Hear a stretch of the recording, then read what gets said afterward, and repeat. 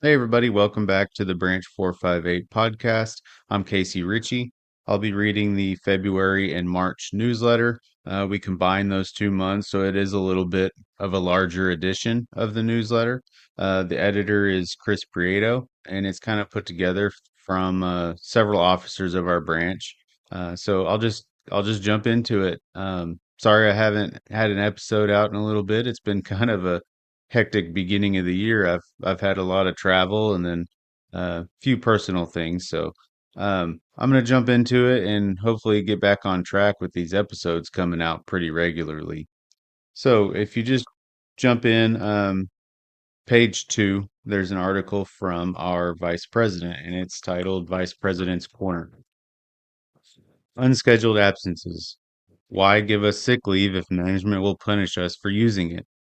This question seems to be one we stewards hear a lot. Recently in Oklahoma City, a supervisor gave us a document all but confirming that management is using 3 instances or more in the last 90 days to investigate and or issue discipline.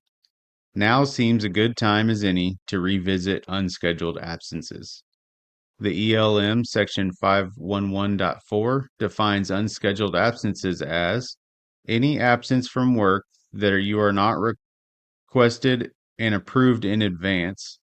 The employee must make every effort to avoid unscheduled absences and provide acceptable evidence for absences when requested. Management can request documentation for any absence. It is only when an employee misses 4 or more work days in a row that documentation is mandatory. Some documentation tips. Number 1. If management does not specify medical or doctor documentation, have anyone write a note illustrating why you were absent. Number 2, if management does request medical documentation that you do not already possess, go ahead and get your documentation and let your steward know so that they may file a grievance on your behalf. Number 3, when you turn in any documentation, do not give management your only copy. Make one and keep one for yourself. Even better, take a photo and text it to them as proof that you gave it to them. Management also has responsibilities in controlling unscheduled absences. Inform employees of leave regulations, discuss attendance records with employees when warranted, and maintain Form 3972, absence analysis, and any Form 3971, request for a notification of absence. More on 3971s later. Let's discuss some of these responsibilities. Discuss attendance records. At least once a quarter, management should discuss attendance with each employee and relay what will be expected of the carrier during the next quarter. For example, you had 2 unscheduled absences this quarter. Let's see if we can improve on that. Maintain 3972s and 3971s. Form 3972 shows an entire calendar year's attendance data, every scheduled day off, SDO, every time an employee called in or took annual leave, etc. Form 3971s are to be filled out by the carrier after they return to work from an unscheduled absence. Do not sign the computer-generated one management hands you. Fill out one for yourself and turn it in. You never know what you are signing. Management can put anything on that, like AWOL, and then you sign it. If management instructs you to sign it, put signed under duress next to your name, your signature, and let your steward know. Get a copy after management signs that it has been received. If management will not give you a copy, let your steward know so that they may take care of it. If management issues discipline for attendance, sign the paper, put the date, and get a copy of the signed version, not the blank one. Immediately request to see your steward so they can initiate the grievance process. If you have any questions, do not hesitate to talk to your steward. Page 3. This article is written by David Miller. He works out of our MBA's office. He is the RWCA. It's a Regional Workers' Compensation Assistant, I believe. OWCP scheduled awards. Letter carriers who suffer on the job injuries or illnesses are entitled to certain benefits under the Federal Employees Compensation Act, FECA. They include necessary medical care at no cost, reimbursement for transportation or mileage needed to obtain that care, wage loss compensation when the injury results in disability from work, and schedule awards when there is permanent impairment. The schedule award benefit often is not well understood. It is payable when an injured employee has suffered a permanent impairment to a part or function of the body that is listed in the schedule of body functions and members found in the FICA at 5 USC 8107.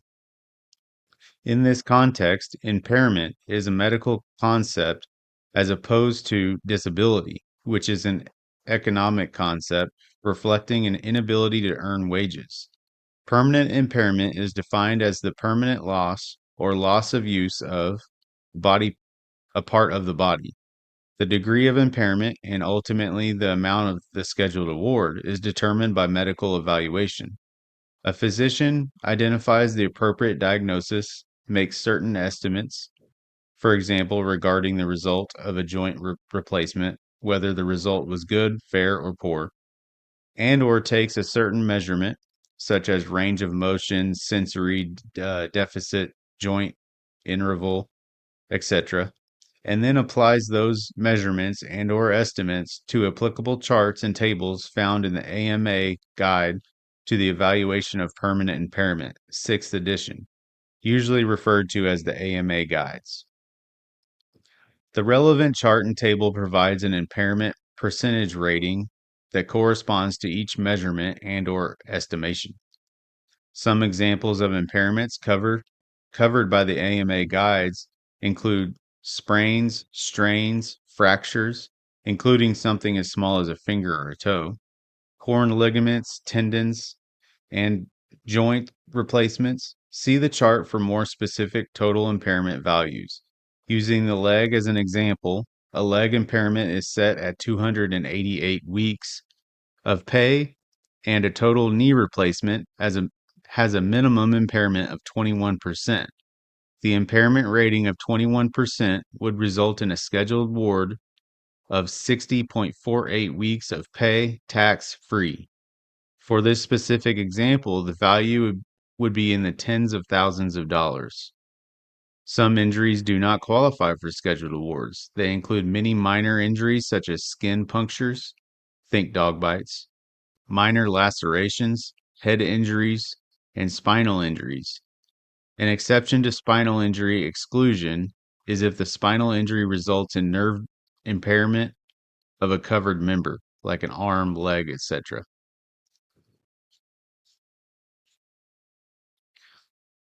On page 4, we have the Central Oklahoma Labor Federation, AFL-CIO, 2025 $1,000 college scholarship. So there's qualification requirements on there. There's scholarship application requirements. Local union must sign off on the member is in good standing, and it looks like applications must be postmarked by February 14th, 2025, and the winner will be notified by April 4th, 2025. So if you have someone in your family going into college, make sure you look at that and apply accordingly. If you need any help with that, you can contact the Union Hall, and I'm sure we'll be able to help you. Page 5 is 2024 NALC Branch 458 Annual Membership Report.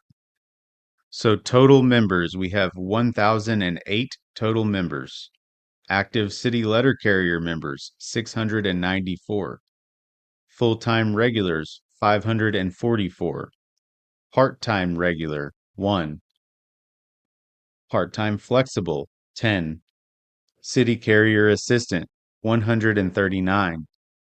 Retired city letter carrier members, 257. Retired members, 191.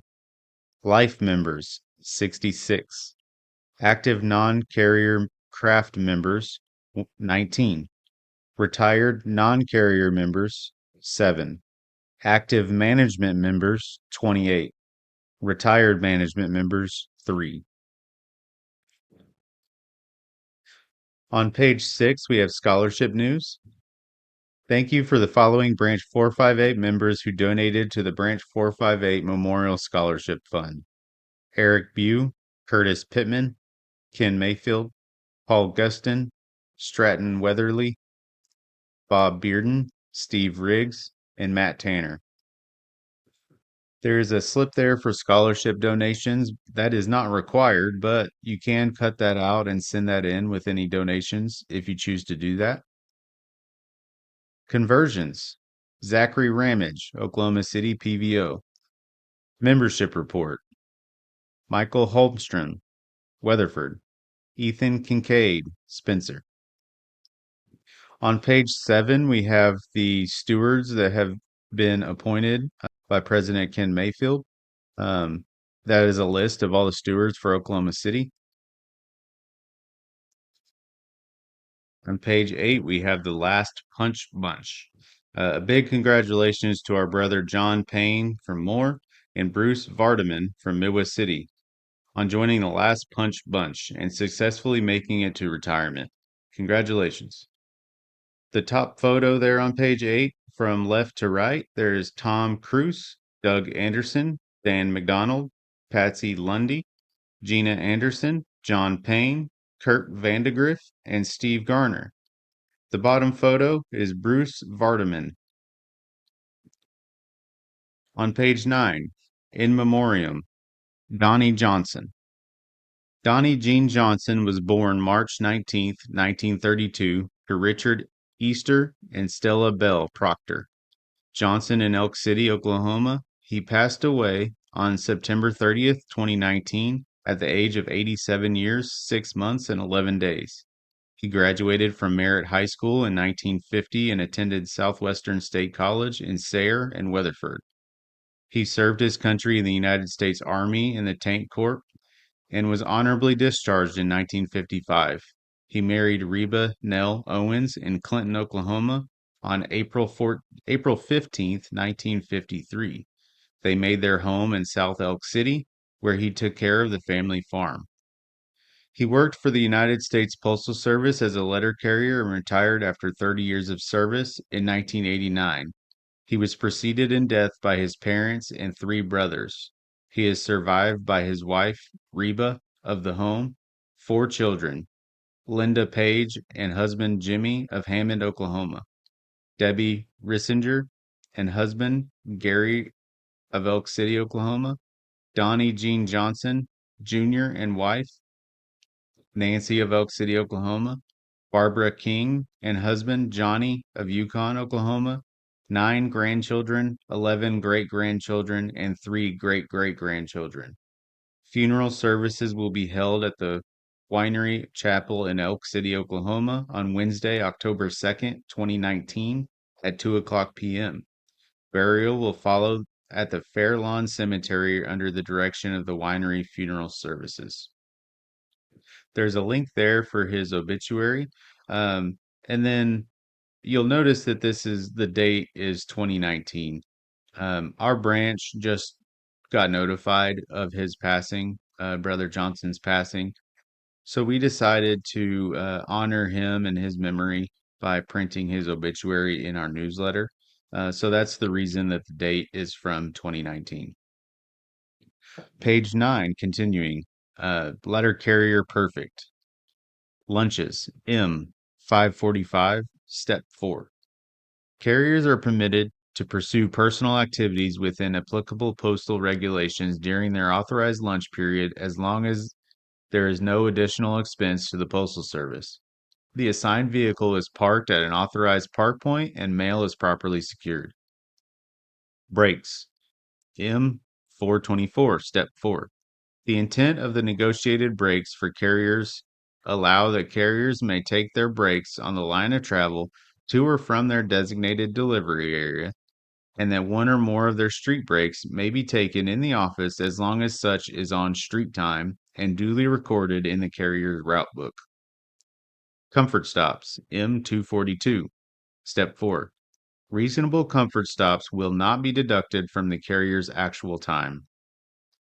Obligation to employees, M39, section 115.3. The manager has the responsibility to resolve problems before they become grievances. Mutual respect, M39, Section 115.4. The national agreement sets out basic rules and rights governing management and employees in their dealings with each other, but it is the frontline manager who controls management's attempts to maintain an atmosphere between employer and employee which assures mutual respect for each other's rights and responsibilities. Page 10 and 11 are calendars of our members' birthdays. So if you notice anyone that you work with has a birthday in either February or March, make sure you tell them happy birthday. And then we get to the back cover of the newsletter. As always, it has the attendance of our last branch meeting. Everybody was in attendance with the exception of the health benefits, member benefits, and mutual benefits directors. If you remember, our January branch meeting was on the 9th, and that was the day of mourning for President Carter, and it was also the day that we had that ice storm, snowstorm. So it was kind of hard to get to the meeting. Many of those people that weren't present in person were on the Zoom, so just keep that in mind. There's a table of contents there, so you can easily go to the article that you'd like to read. And then upcoming events, Stewards Training is always the first Thursday of every month, and it begins at 6:30 p.m. The next two are on February 6th and March 6th. Branch meetings, those are always on the second Thursday of every month. They begin at 7:30, and for February and March, they are both on the 13th. There's also links there to the Zoom meeting with the branch ID and the passcode, and then also for Stewards Trading, the meeting ID and passcode. We hope to see everybody in person, but of course, if you can't make it, online via Zoom is always an option. Everybody stay safe and have a good couple of months.